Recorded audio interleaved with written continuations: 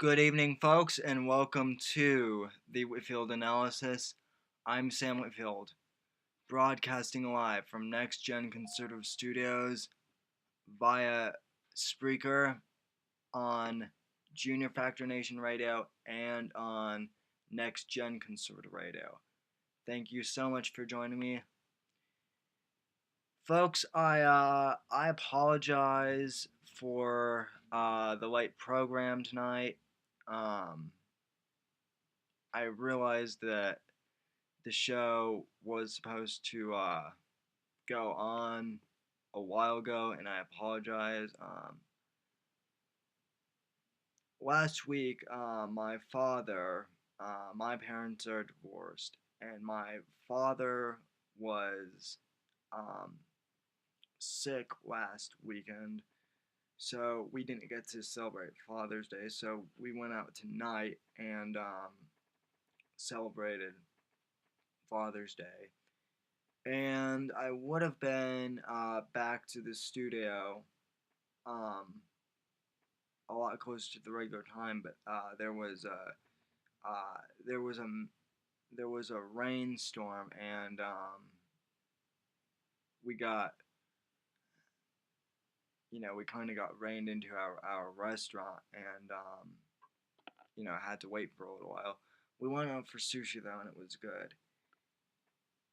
Um, so anyway, folks, tonight we have a show that is going to be a little different, folks. I want to talk about Judah Factor Nation and what this organization means to me. Now, folks, before we get started, I do want to let you know that I will be filling in for Jason Veely tomorrow evening on Factor Talk Radio. He is on vacation, and we'll be covering some topics tomorrow on his show, and I'll be hosting again. So it should be a real great show. Tune in tomorrow around 5 p.m. Well, no, it's actually 7 p.m. Eastern Standard Time, 5 p.m. Mountain Standard Time. I folks, I'm in the Mountain Time Zone. I live in Colorado right now. So I always get the time changes a little confused. I will be moving to Florida though here very soon.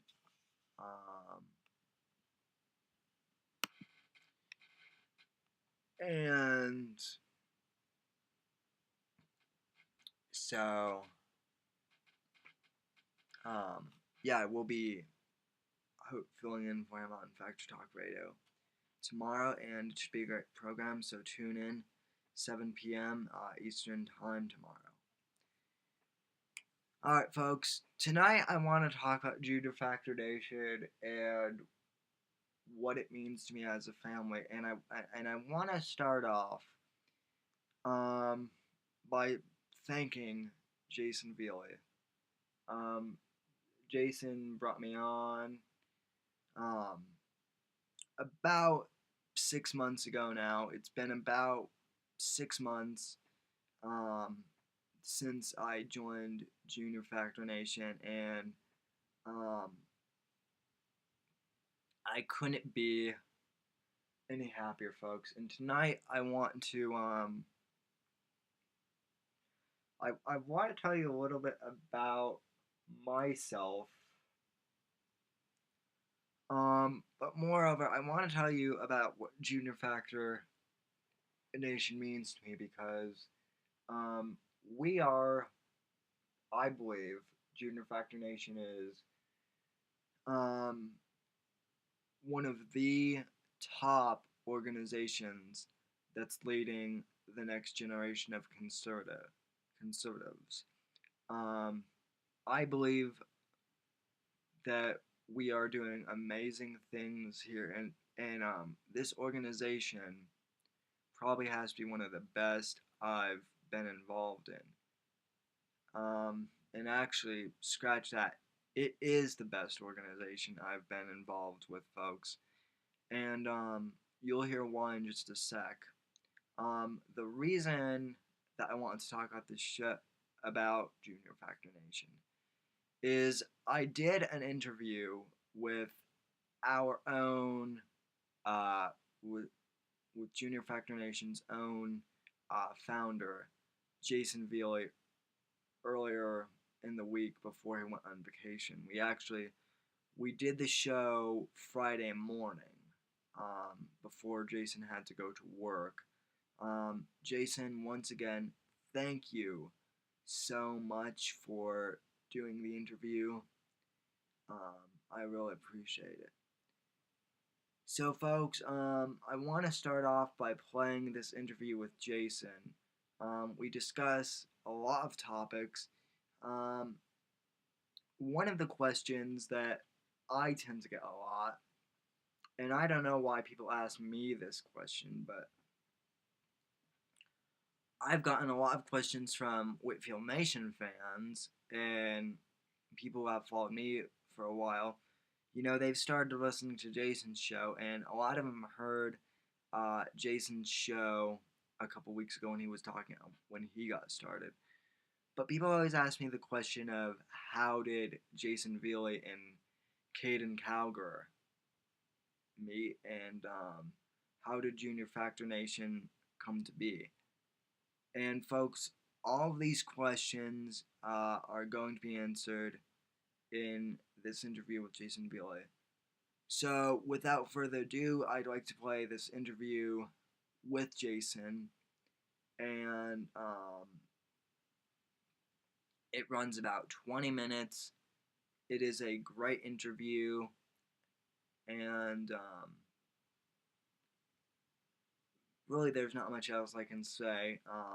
Enjoy the interview, and I'll be back with my commentary.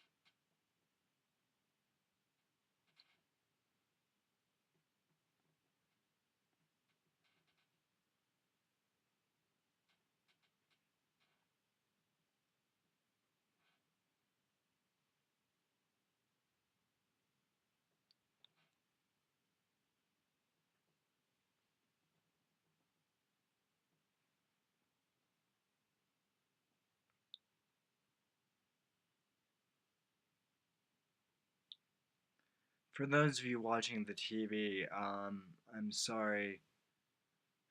I haven't been able to figure out how to feed the audio of the show into the video yet, so my apologies. I'm trying to figure out how to do that.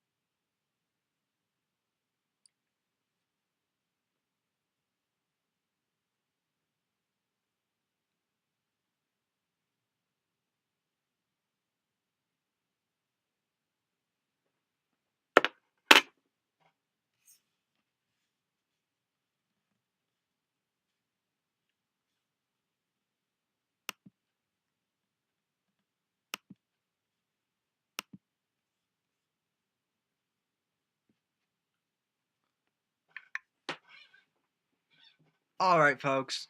Sam Whitfield back here alive. So, yeah, that's my interview with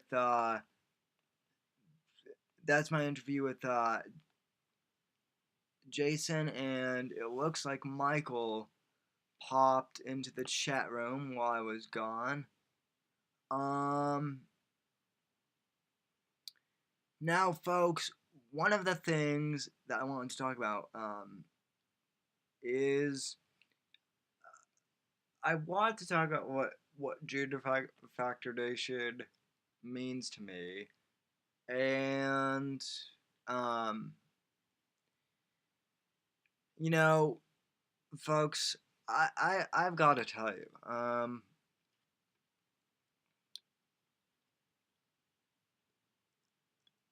there are so many conservative organizations out there for the youth. Um, we are not the only organization out there. Obviously, there's Cowgirl Nation, which um, I wouldn't really count that on the list, only because that's also one of our organizations. That's Caden Cowgirl's organization. Um, but that but there are several other um, young conservative organizations out there. There's the High School Conservative. There's uh, Turning Point USA, which is another organization I'm involved in. Um, there's Truth for American Teens, which is one of the oldest conservative youth organizations. Uh, Obviously, there's Next Gen Conservative, which again is part of Junior Factor Nation. But my point is, there are all these, and then there's Tea Party Youth, which is Lyda Loudon's organization. And there are all these other, you know, organizations for conservative youth to get involved in. And some of them are funded better than Junior Factor Nation is. But one of the things that I think sets Junior Factor Nation apart from so many other of the conservative youth organizations, one of the reasons why I am part of Junior Factor Nation, folks, um, I have to give you a little background, and I've talked a little bit about this before, um, but as I've said before, my partners John Live and Gregory Blackie decided to go their own separate ways back in January, and therefore that's why Next Gen Conservative split up, and that was um, that was extremely heartbreaking for me because I had built that organization from the ground up with them. And so to have them, go their separate ways, I mean, it was really tough on all of us. I'm not saying it was any easier for them. It was it was a decision that none of us really wanted to do, but, um, there were some partnership difficulties and things just weren't working out between us, and we just all kind of decided at the end there to go on separate ways. Um, Now, folks, when um when we had broken off, I had already been approached by Junior Factor Nation. I had already been approached by Jason to join Junior Factor Nation. He and I had already met at that point, But at that time, I wasn't really interested in joining them, not because I didn't think Junior Factor Nation was great, but because I was, I had Next Gen conservative. It, and one of the things that I've always felt the conservative youth movement has always needed is a sense of camaraderie. And folks, like I said, there are so many organizations out there for conservative youth now, but none of them that I've ever been with, uh, prior to Junior Factor Nation, have had the camaraderie that Junior Factor Nation does. And I want to talk a little bit about the camaraderie factor of Junior Factor Nation, because this is a huge factor in my mind.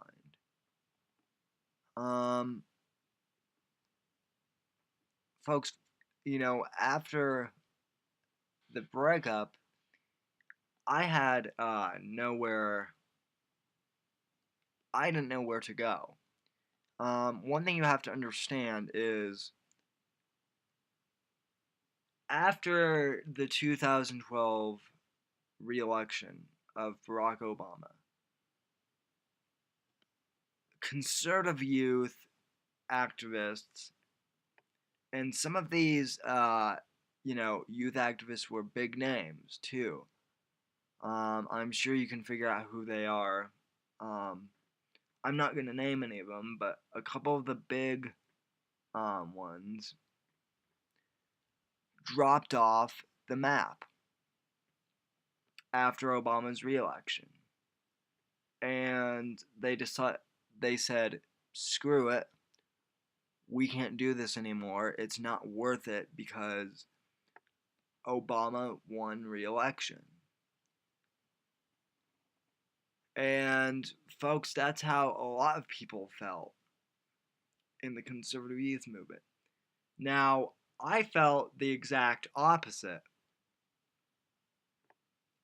And I was saying on my radio show back when we were on Blog Talk Radio, back when I was on Blog Talk Radio, I was saying from the very beginning, folks, we need to keep the youth involved. We need to keep the youth strong.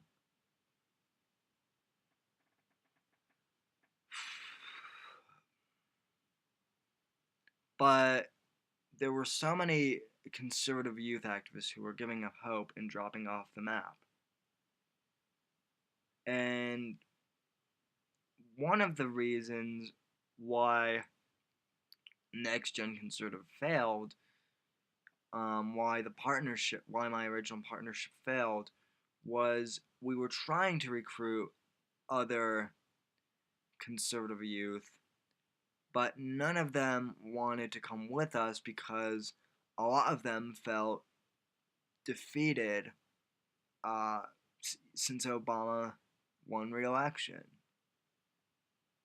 And I felt frustrated that we couldn't recruit anyone. John Live felt frustrated. In fact, John Live and I got into, we got into a couple fights over a couple of members we were trying to recruit because,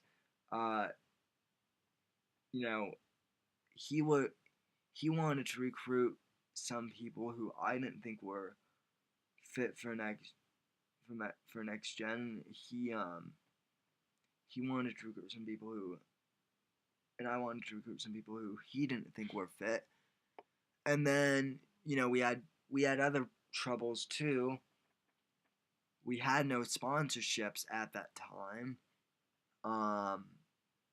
and we couldn't invest any money into next gen. So there were just a whole bunch of issues that got in our way. And the other thing you have to understand is John Live and I were good friends, and we still are really good friends. But with him and I, it was more of a case of,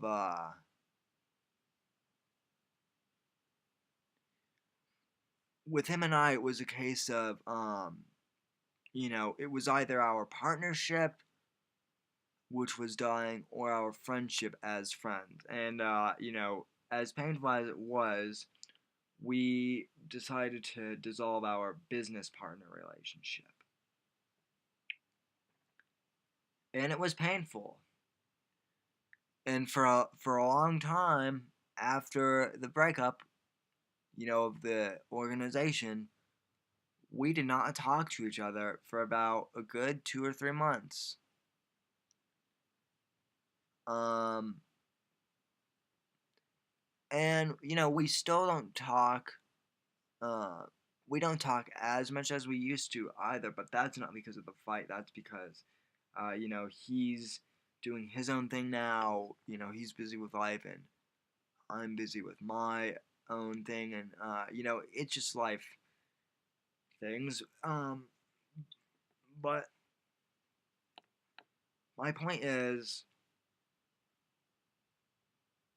after the breakup of Next Gen, I didn't know where to go. But I didn't want to strike out on my own, so I approached Jimmy Z, who I consider to be one of my mentors. And I'll talk more about Jimmy Z in a sec here. Um, but Jimmy Z and we talked, and I told him what happened. And, um, I told him about the fights that John and I had, and, and I just told him, I feel like a failure. I don't know what to do. Um,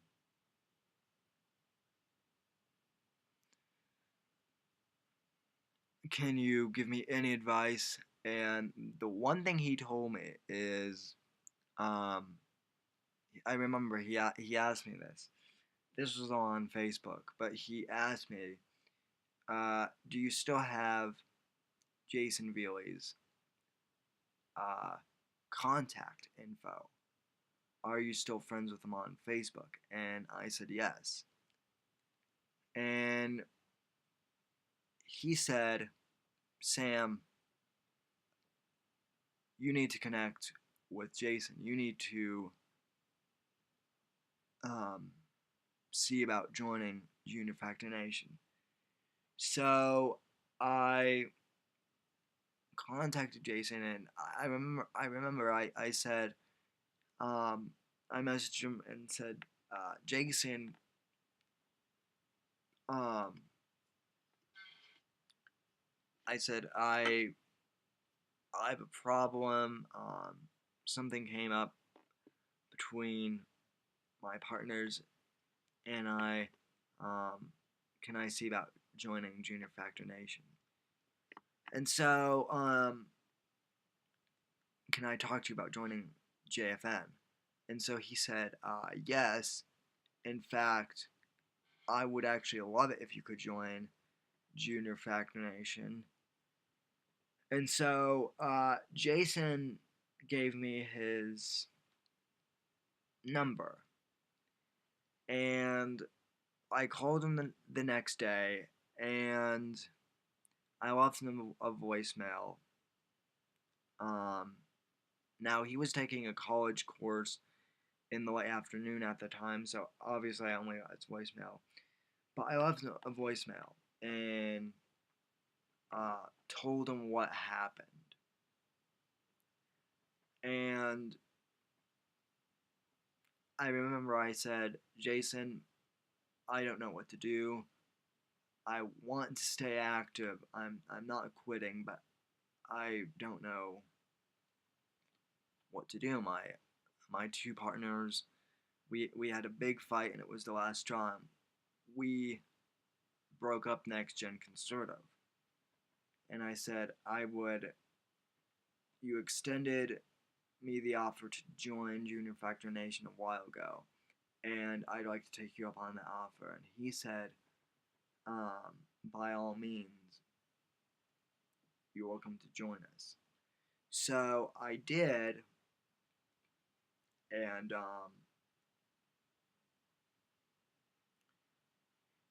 I went on to Junior Factor Nation's website and checked him out, and then I said, I definitely want to join. I texted him back, and then I'll never forget this. Jason texted me back and said,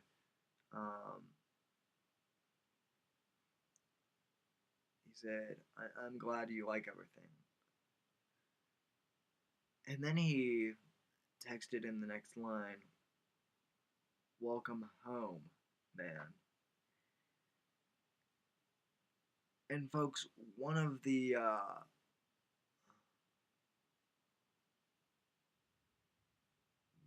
things that I've always said is camaraderie is important among conservatives, and especially among conservative youth. Conservative youth need each other to survive. But let me tell you something about Jason Veely, folks. Jason Veely treats the Junior Factor Nation like a second family. He is probably one of the most loyal and the most honest young conservatives I've met. And Jason has rallied us all together. He and Caden Cowger are the reason why we're here, why Junior Factor Nation is happening. But Jason especially, he may, to the liberals, he is a complete jackass, which, to the left and to the liberals, I'm a complete jackass too, so that really doesn't count for much. But Jason is also the type of guy who will extend his hand out to anyone who needs help. I have never known Jason to say a mean word about, anyone.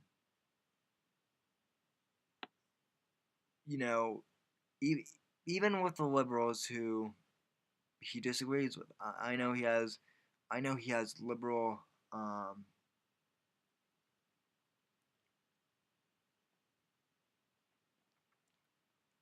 know he has liberal friends that he loves deeply. Oh, by the way, Jason did pop up into the chat room, which, by the way, yeah, I'm sorry we're so late broadcasting, Jason, and I know you're a stickler, but we had a rainstorm here. Long story, I'll text you about that tomorrow. But one of the things about Jason is he rallies people together. And that's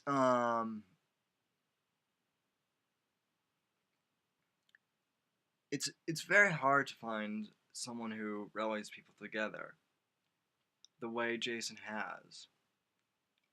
And I hate to say this, but there are also lots of people of the conservative youth movement who unfortunately have become very self-centered, and they want people to recognize them as the big voices in the conservative youth movement. And I mean, to some extent, we all want to become the next Rush Limbaugh or the next Mark Levin. But there are many young conservatives out there, and believe me, folks, I've worked with some of them in the past. And I'm not going to name names because at the end of the day, I believe that they too are doing their part in helping um, the conservative youth movement. But um, these people are so self absorbed in getting their names out there that they treat the people on their teams like they're below them. And I've gotten into many arguments because with some of these young conservatives because my feeling is, and Jason's feeling is, he and I share the same philosophy that more conservative youth need to come together and unite. I mean, I think that's pretty safe to say that Jason and I feel the same way. And I'll never forget, I'm not going to drop this guy's name, although I'm awfully tempted to. But I was working for one blog, and I was writing for them, and that blog um, was run by a young conservative who um, is very bold, but um,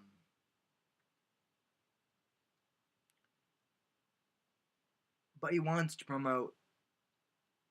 He wants to be the face of the young conservative youth movement, and that's his primary goal: is to get him and his blog to the top. And the way he did it, the way he went about doing it, he treated his he treated the rest of his team terribly. And he and I got into multiple fights, and um, eventually he fired me, which I think was, which I don't really mind because I was actually going to quit. But instead of trying to, uh, talk out the issues, he got rid of me. And folks, that's not the proper way to address a bad situation. Now, Jason, Jason, Caden, and I'm not gonna lie, our team has disagreements on, you know, how to bring something up as well at times. But whenever that happens, we rally together, we sit down, and we discuss whatever issue is on the table. And keep in mind, folks, it's not just the radio show hosts who are part of this team. We have other members of the team as well who work behind the scenes. Um, and the people who are part of our behind the scenes team get their say in the issues as well, whatever is affecting us.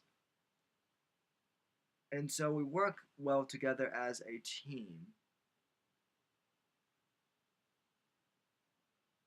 Not only that, though, but outside of Junior Factor Nation, we're all friends personally. I've got to tell you, Michael, I don't know if you're still in the chat room, but Michael James and I, one of my listeners who apparently even listens to this program late into the night, he and I talk a lot. Um, Jason and I talk a lot outside of Junior Factor Nation and outside of politics too. I mean, Jason and I talk about everything from music to um, you know uh, the differences between Connecticut and Colorado. And Jason, in fact, here's what I absolutely love about this team too, folks. We support each other even outside of politics. I got my Eagle Court of Honor. I had my Eagle Court of Honor, and I got my Eagle Scout Award about a month ago now. Almost a month. It was on June 2nd, so almost a month now. And on that day, I messaged everyone and on the team and said, Jason, I'm sorry, but I won't be able to do my show tonight. And I know you have to work, so I pre-recorded a show, and I apologize, but this is a big deal. And Jason replied back, no, that's absolutely fine, man. Congratulations. And then when I got my award, and I was posting the pictures on Facebook, Jason congratulated me, Caden congratulated me, Stephanie congratulated me, Andrew Rowland, who is our graphics designer, congratulated me. Everyone on the team congratulated me. Same thing when I graduated high school. And in fact, Jason, it was funny. The night I graduated, the night after the graduation ceremony was over, Jason messages me like 10 o'clock at night in Colorado, which is midnight in Connecticut. Again, 2-hour time difference. And Jason messages me, so, bro, how does it feel to be out of high school? LOL. And I replied back, it feels pretty damn great. But folks, that's just an example. We support each other outside of the show too. And we've all become really good friends, and that's one of the reasons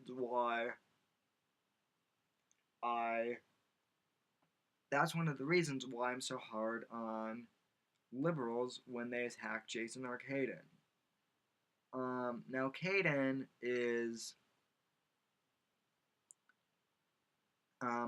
Cowger is another amazing individual, and I will talk about him in a little bit, but real quick, folks, I want to come back from commercial break. I've got to take a breather real quick, and we'll come back and I'll talk more about Junior Factor Nation and what it means to me. Hold on, folks. Do not go anywhere. You're listening to the Whitfield Analysis on Junior Factor Nation, and we will be right back. Stay tuned. Stay tuned.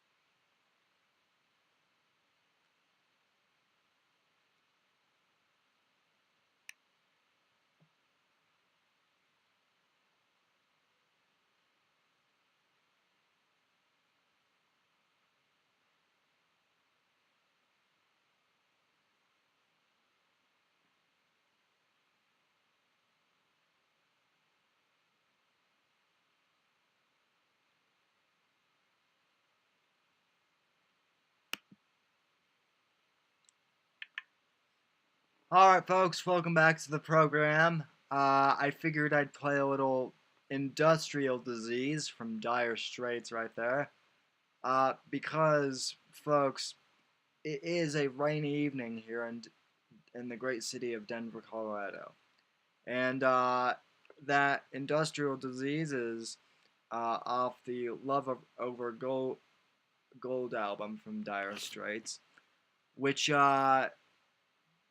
if you're not a hardcore rock and roll fan like I am, a hardcore classic rock and roll fan like I am, the Love Over Gold album cover, you might want to Google it. It's it's a picture of a thunderstorm basically, which is what we've been having here tonight. Um, and by the way, I do not own the music for the show. It is property of Dire Straits, and I am just merely using it under the Fair Use Act and whatnot. Anyway, also, big shout out to Michael James in the chat room, who, folks, it's 9 o'clock now here in Denver, and Michael came in the middle of my interview, my pre-recorded interview with Jason, um, and he always listens to this show. I've never known him to miss an episode unless it's pre-recorded, obviously, and uh, unless it's unless the show is pre-recorded. I've never known him to miss a live broadcast of my show ever.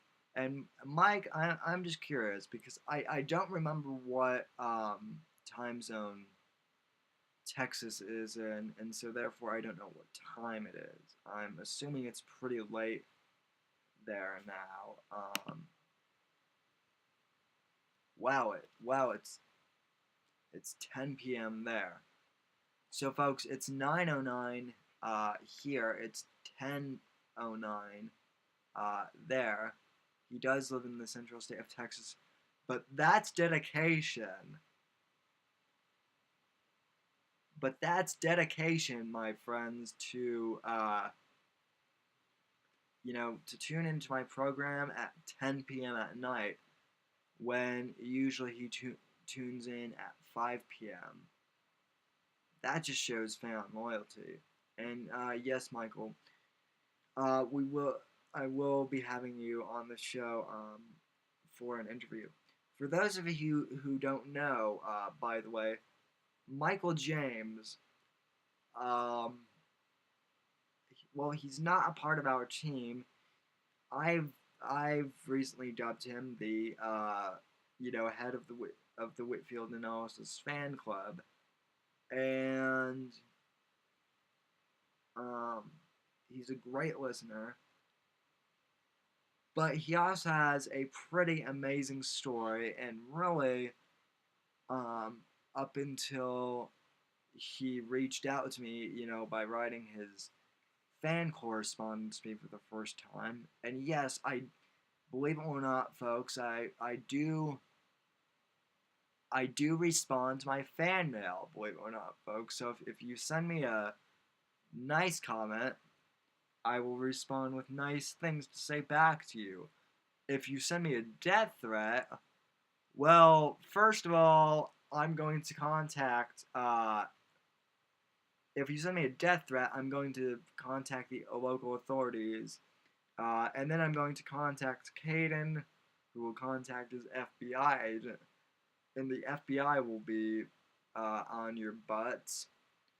But if you send me fan mail, I will reply, and not to get on a tangent here, but anyway, Michael has an amazing story, and so he and I are working out what time I'll be on his show, and um, and he has a pretty amazing story. So, Michael, I'm looking forward to that. So anyway, folks, we've been talking here tonight about Junior Factor Nation and what this organization means to me. And like I said, Junior Factor Nation is like a family to me.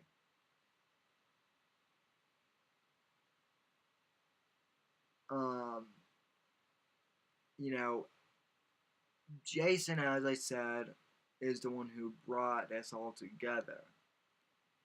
He is a wise, um,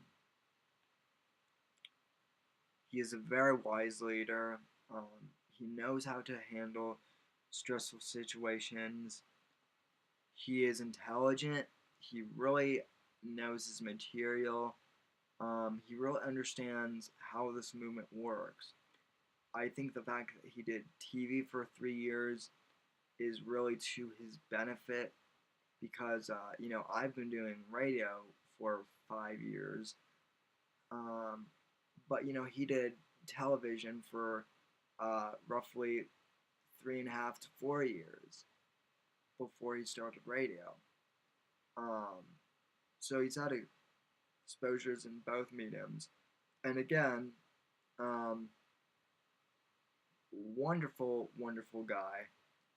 Jason, you're my brother from another mother. I know that's like an outdated saying from the 1980s, but I'm going to bring it up anyway. Um, so that's my analysis of Jason Bealey. Now, Caden Cowger, folks.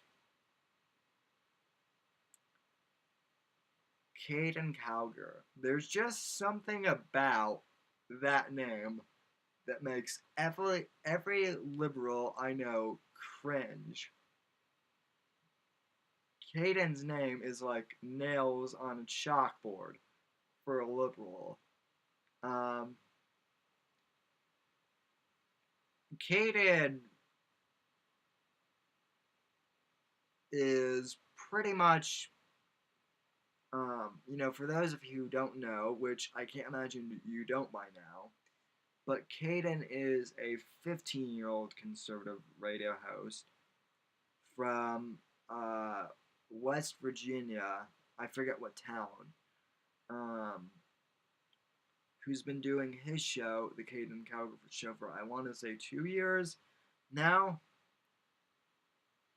And Caden is a fierce conservative warrior. Caden is a younger version of me, and I'm not saying that to boost my ego, but Caden um, reminds me of myself when I was 15. In terms of, I was bold and, um, you know, when I turned 15, that I had already been doing my show for a year, and so I was starting to get polished. I was still a little rough around the edges, but in a good way, folks, in a very good way. Caden speaks the truth. You might not always agree with him, but um, but the one thing you can't say is that Caden Cowger is stupid, and many liberals do. But whenever I ask them what Caden is stupid about, they all just they start running around like chickens with their heads cut off. Um, Caden has a wit um, that I've never seen in any 15-year-old before, and um, he runs a great news site, Cowger Nation. He runs television. That guy must work. I'm serious. But keep in mind, this is a 15-year-old. And I estimate, in fact, I could be way off here. I think I might be, you know, and I'm dead serious when I say this. I think I might be being a little too conservative, but I believe the last time I talked to Caden about this, when I asked him this question, I once asked him how long he puts into his radio show, and he says, "Well, I basically work 24/7 on it when I'm not in school."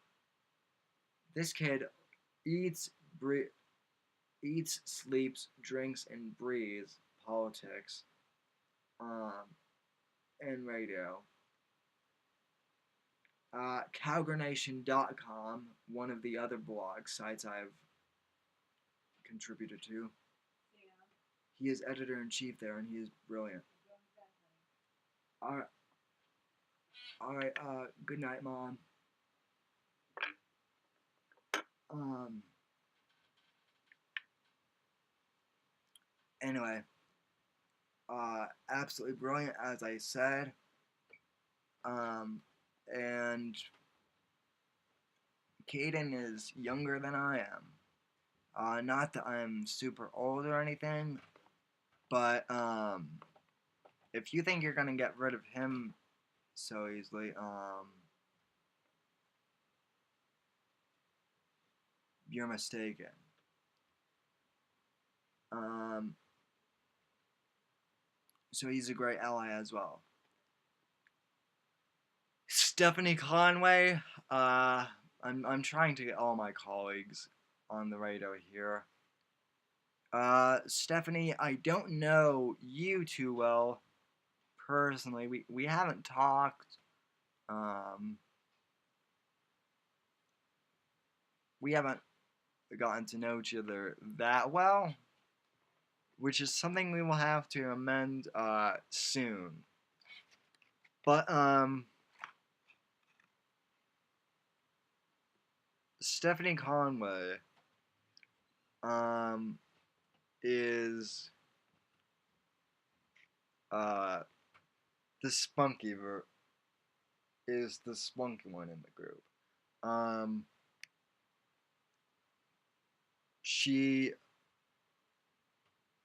she says what she means, and she means what she says. And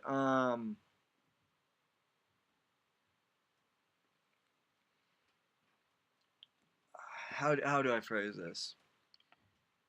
You know, the feminist movement, the feminazi movement, the feminist liberals always talk about um, you know, wanting strong, young, independent women. But really, they're only talking about strong, young, independent, liberal uh, women. And that's the key word. They only want strong, independent, liberal women. But then you've got young women out there like Stephanie Conway who are, uh, you know, smart, intelligent, uh, very good looking, I might add. Um, but she's also conservative, and I'm surprised that uh, the now the National Organization of Women, or as I call them, the NAGs. Yes, I do call now NAGs, just like Rush Limbaugh calls them. I'm surprised the NAGs haven't tried attacking her yet. I'm honestly surprised. If a feminist Nazi tried to attack her, she'd kick a feminist ass, by the way. And heck, I think she'd kick most guy. I think she would beat up most guys. Um, she's just she's she's very strong-willed, and that comes across in her show. And again, I'm looking forward to working with you in the coming years as well, Stephanie. Um, Lida Loudon, our newest addition to Junior Factor Nation. Um, Lida Loudon, um, is the host of Sarcasm Overdose, which is a new show on Junior Factor Nation. I think she's done about 4 episodes of um,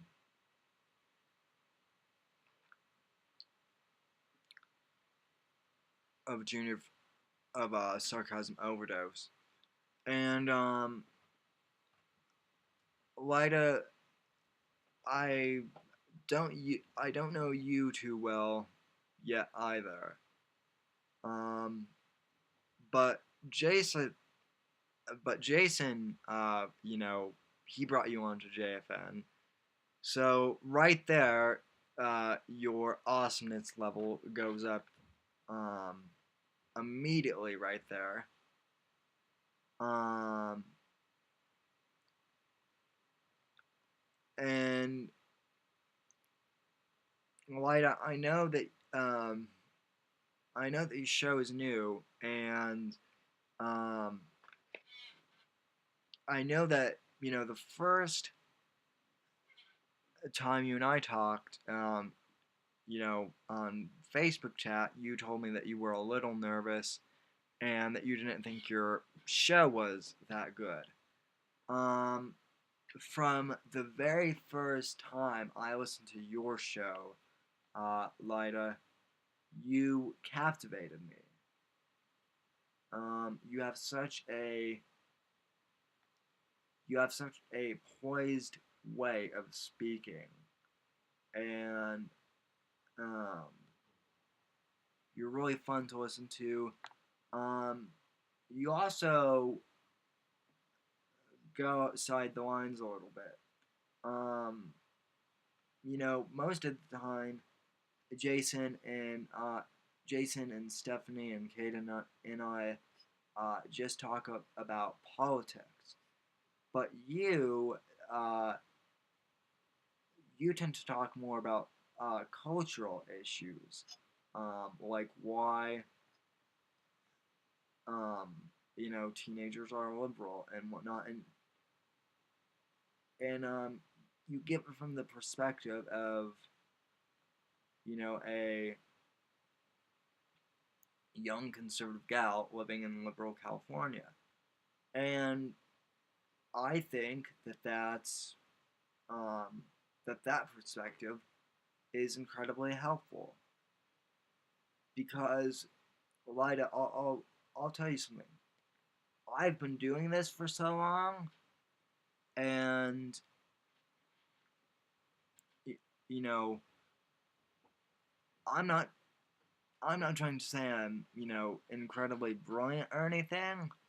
Um, even though I am, but sometimes I don't always think about things the way other teenagers do, and I'm not saying that um, I'm not saying that you necessarily think all the time like a teenager too, because obviously you're very intelligent as well. But you, I think you're exposed a lot more to, you know, um, other teenagers and other liberals than I am. I live in a pretty conservative area of, Denver, Colorado, and so lots of my really good friends are conservative, and so you bring up a fresh, new perspective on things that I hadn't really considered before. And finally, there's one other member of Junior Factor Nation who I've got to give props to. Um, and he's not really a member of, he's not really like an official member of uh, Junior Factor Nation, but Andrew Rowland, our graphics designer. Andrew's not a show host, but Andrew does amazing logo work for us. Um, and uh, every time he and I talk, he always has something wittingly funny to say. Um, we tend to hire really smart people here at Junior Factor Nation, and that includes our behind the scenes team as well. And it's funny because Andrew, I've had him on the show, and he is the creator of a comic book called Melchizedek, and it's a conservative comic book set in the future where Christians are becoming extinct. In fact, Christians are being hunted down and destroyed, and political correctness is the name of the game. And if you're not politically correct, you get executed. And Melchizedek is, a lone hero who is essentially striking back, and he is one of the last Christians. And I read Andrew's first chapter. I need to read the second edition that just came out. Uh, Andrew is a really good storyteller, and he is doing a lot to bring conservatism into the entertainment world. So Andrew, we appreciate everything you do for Junior Factor Nation behind the scenes. And Andrew, I have to mention this. Andrew will occasionally co-host for me on both the Whitfield Analysis, and I believe he co-hosted when I filled in for Jason's program last time. So anyway, maybe he'll join me tomorrow afternoon as well. So folks, long story short, I have an awesome team. We are all a big fam. We're all a big family. We all believe in each other, and again, JFN is just a wonderful organization to join, and I want to thank Jason, Caden, Stephanie, Lyda, Andrew, and Jimmy Z. Jimmy Z is the awesome. He's like the uncle who you always want to hang out with. He's like Jimmy Z is the cool uncle who likes to hang out with the kids. Jimmy, there's I still want to have you on my show. I could do an entire show on how awesome Jimmy Z is.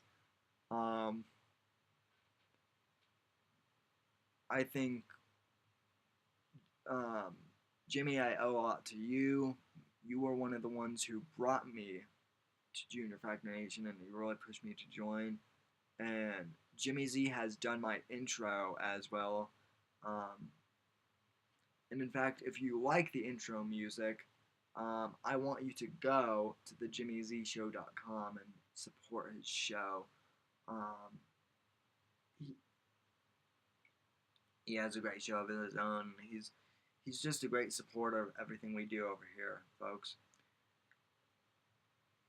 So I think it's pretty much safe to say that I have an awesome team. So, anyway. Well, folks, that's our show for tonight. 86 minutes and 50 seconds. I think that's pretty darn good. One thing before I go, folks, I would like to remind everyone that I am filling in for Jason's show tomorrow night, Factor Talk Radio, at 7 p.m. Eastern Standard Time. Be there. I'll be filling in, and I'll be talking a couple of current event topics, and we'll take it from there.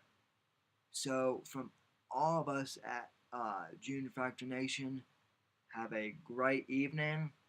And folks, I'll see you tomorrow to kick off another week of busy broadcasting here at Junior Factor Nation.